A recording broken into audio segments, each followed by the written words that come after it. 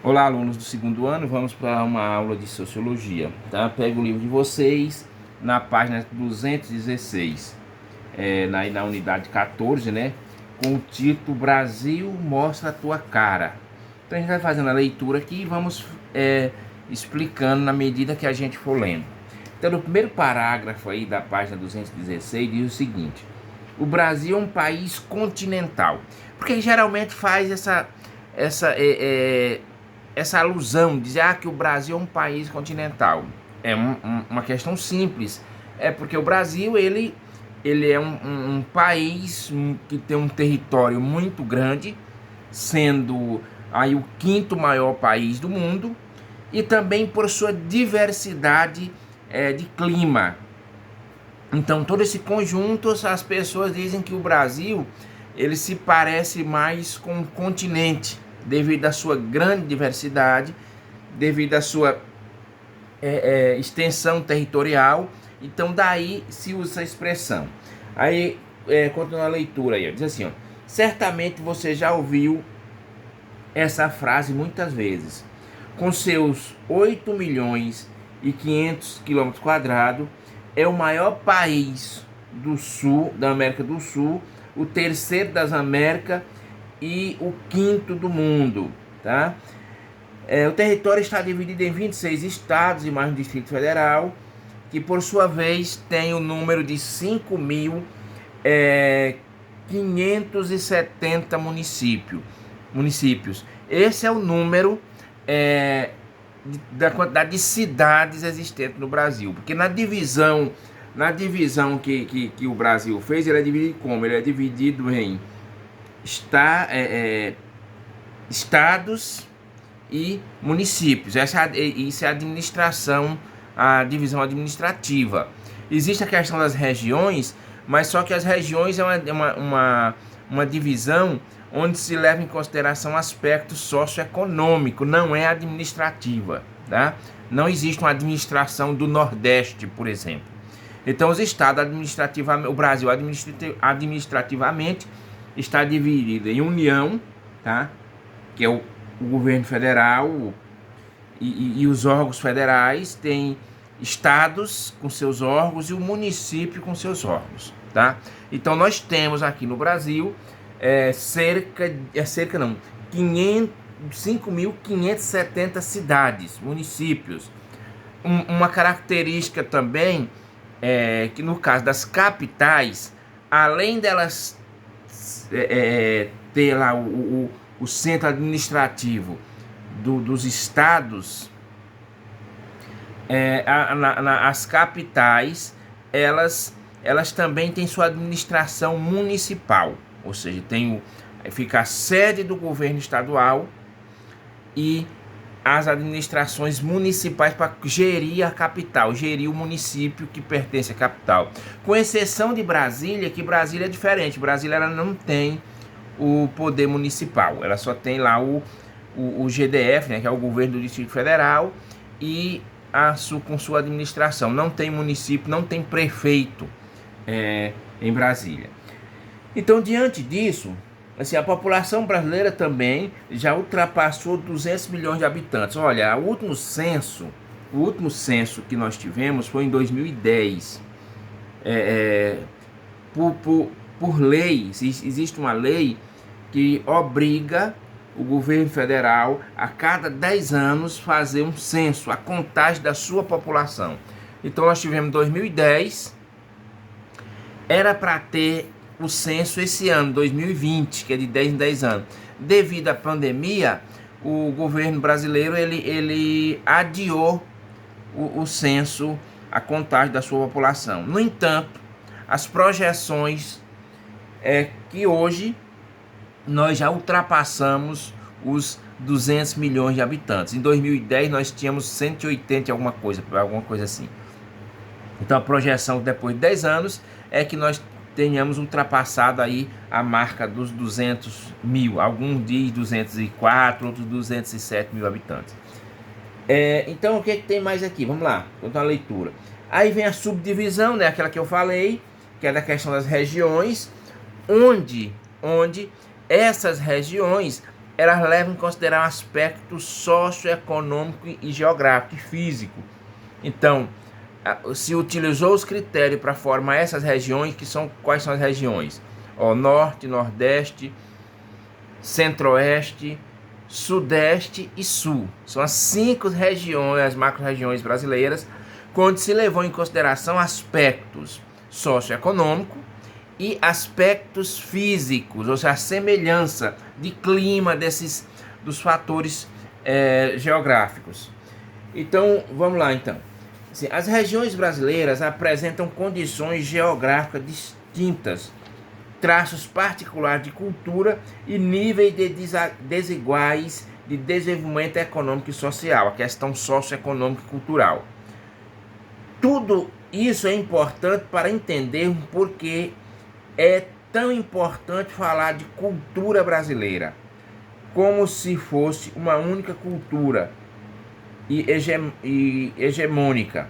A realidade brasileira, como se a realidade do país pudesse ser capturada de uma vez só. Então, o que acontece? Como eu já falei nas aulas passadas, o Brasil ele é muito complexo, tá? Para se entender, por todas as condições que nós somos submetidos, por todas as condições da própria formação do território brasileiro, pelas próprias matrizes que foram formando o povo brasileiro. Então, devido aí todo esse conjunto de fatores, o Brasil ele ficou um país muito complexo, muito diversificado. Não tem como você falar de uma cultura brasileira como sendo a única. A gente descarta essa possibilidade. O que existe, a cultura brasileira, na verdade, ela se caracteriza por sua diversidade. Ou seja, você vê a diferença do país quando a gente compara, por exemplo, o nordestino, o jeito de vida que o nordestino tem com um sulista, alguém da região sul, alguém de qualquer um dos 3 estados, Paraná, Santa Catarina e Rio Grande do Sul. Qualquer um desses 3 estados, vocês irão perceber que há uma diferença muito grande na forma de comportamento dessas pessoas. E culturalmente, culinária, dança, jeito de vestir, então tudo de falar, a questão do sotaque também. Então, para vocês verem o tanto que o Brasil é complexo. Não se dá para falar de um Brasil uniforme. O que nós temos no Brasil como característica do Brasil é exatamente a diversidade de toda essa cultura. E essa diferença também ela não fica só nas questões culturais, tem nas questões econômicas também. A gente tem uma diferença muito grande nessa questão do socioeconômico.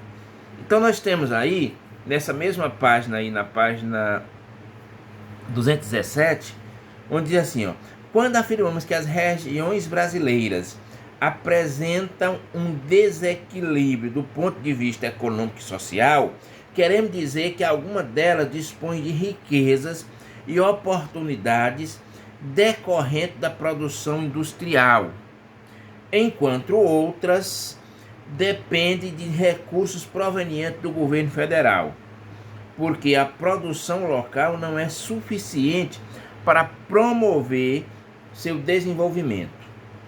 Veja no mapa ao lado como a produção brasileira se distribui em regiões. Então nós temos do mapa bem ao lado, na página 217, nesse mapa é onde tem, vocês podem acompanhar, onde diz assim, participação das regiões no produto interno bruto do Brasil. Então nós temos aí, pelas cores, né, nós vamos ter aí como sendo responsável por 55,2% de toda a riqueza produzida no Brasil, está concentrada na região sudeste, tá? Está concentrada na região sudeste.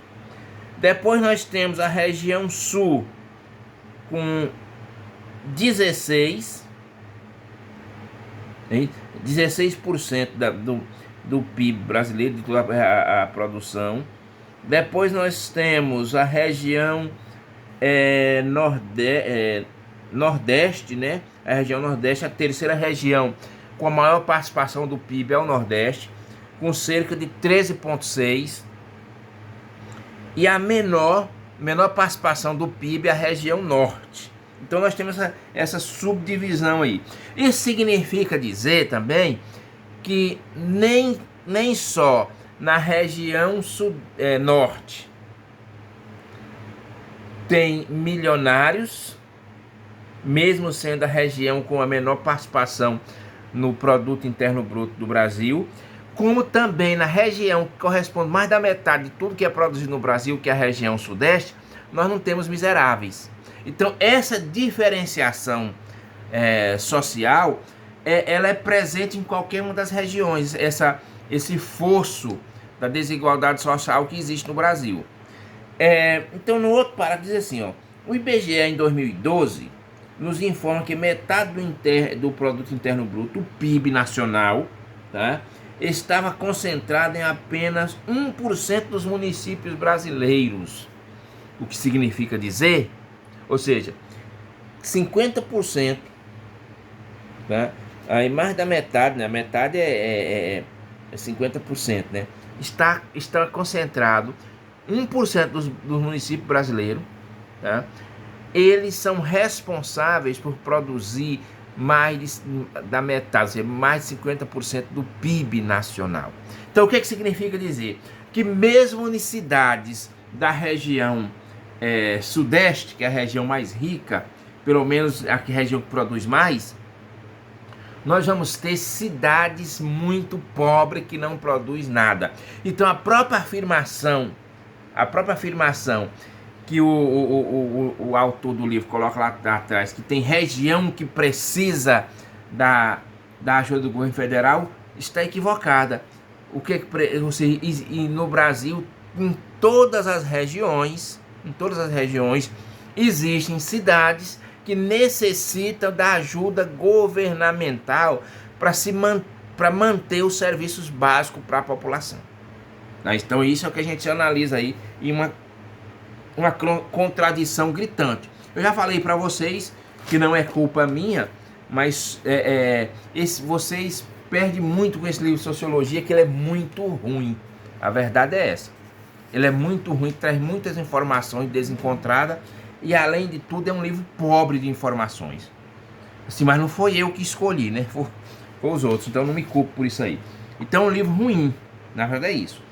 Metade da riqueza produzida, ou seja, no país, onde mora, nesse 1%, mora cerca de 30,8% da população brasileira, está concentrado, ou seja, vocês veem, quase 40% da população brasileira mora nesse 1% dos municípios brasileiros. São cidades como São Paulo, Rio de Janeiro, são as capitais, né?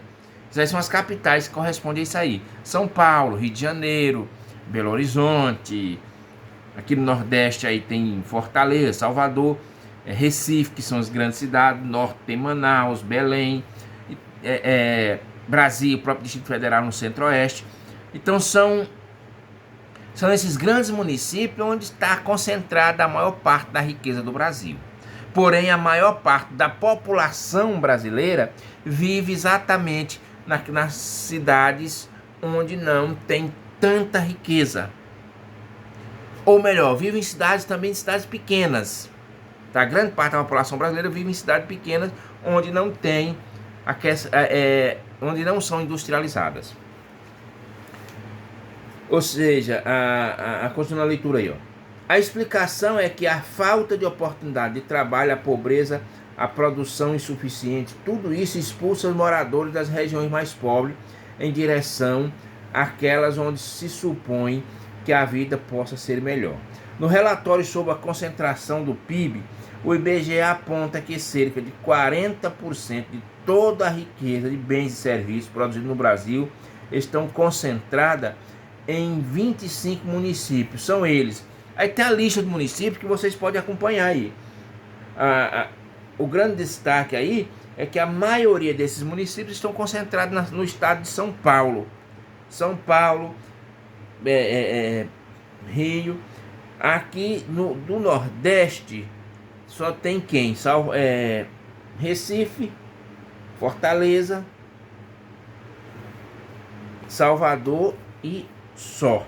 Então você vê que tem cidades que não são capitais, como aí tem o exemplo aí, Duque de Caxias no Rio, Canoas no Rio Grande do Sul, São José dos Campos em São Paulo, Santos em São Paulo, São Bernardo em São Paulo, Campinas, Barueri, as duas em São Paulo, cidades que não são capitais, e mesmo assim elas concentram a riqueza maior do que várias capitais do Brasil, capitais como o próprio São Luís, Teresina, Aracaju, João Pessoa. Então você vê que a própria Goiânia, que é uma grande cidade aqui, também não entra nesse número dos 25 municípios mais ricos do Brasil. Tá bom, pessoal? Então fica aí, e na próxima aula a gente continua.